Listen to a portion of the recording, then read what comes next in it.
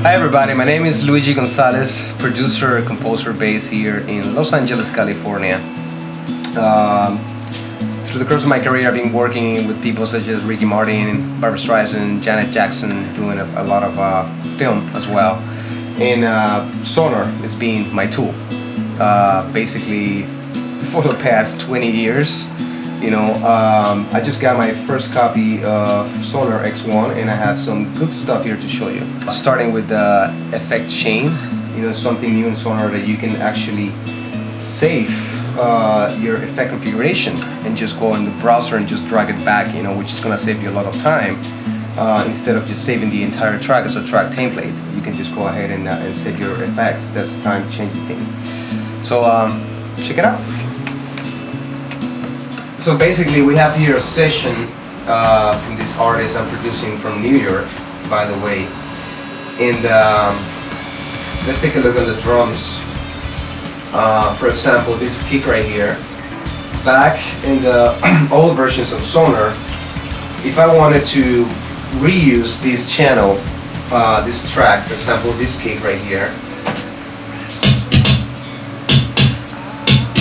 you know, usually when you're on a record, you're producing 2 or 3 songs and you have the same kit and you just want to have overall the same sound. What you used to do is basically save this track as a template, you know, and then just go ahead and import it in different sessions so you can have the same thing.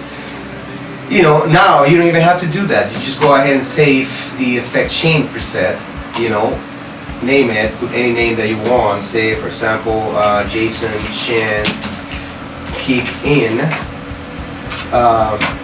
and then say you go to a new session, you just go ahead and create a new track, for example, new audio track, and instead of trying to save the actual template, you just go ahead and you go to your media browser, your plugins, you go to your effect changes that you already saved, and you just drag, for example, Jason Chan kicking right here.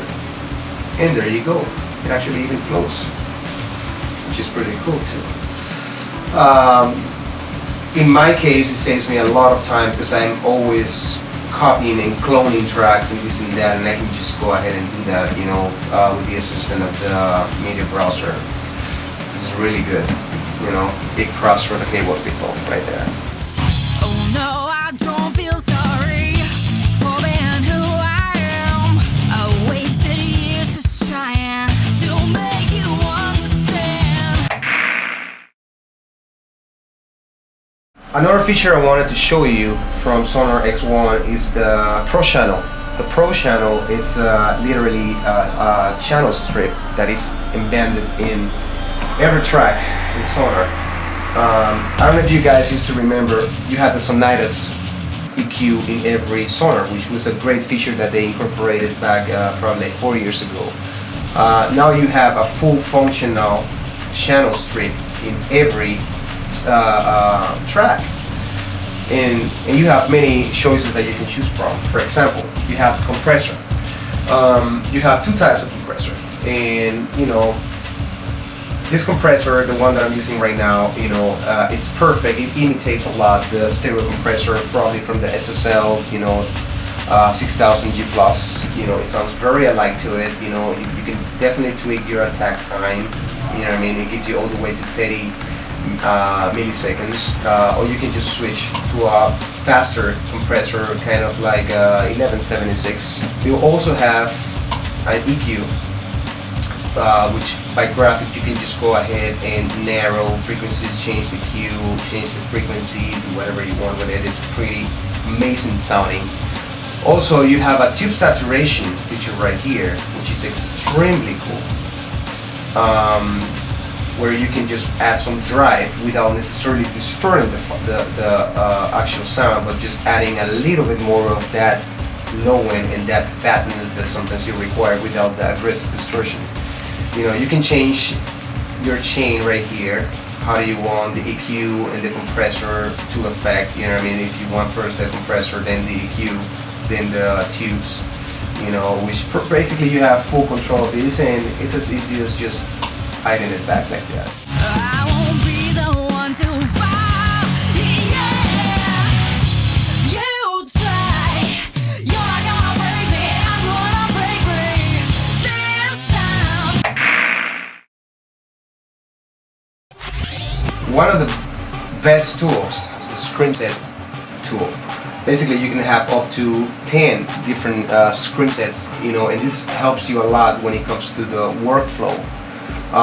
Per se, you want to have, you're going to be working on the track view for some time, and you want to have, in a different screen set, you want to have your console view underneath the track view. Same applies with the Pro channel, same applies with the browser.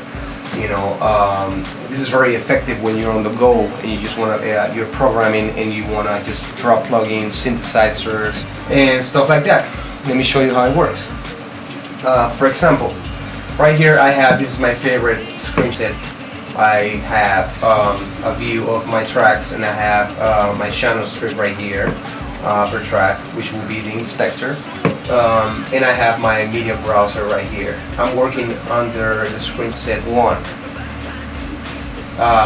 For example, if I go to the screen set number 2, just press 2 or just change it right here. I can make modifications of all these things like this, like taking the browser, putting it over here. Mind you, I'm working right now on the screen set number 2. Once I go to my screenshot number 1, press 1, I'm back to my favorite one. I can go back, just pressing 2, and automatically it saves any way I arrange my windows and stuff like that, which makes it really handy just with a click.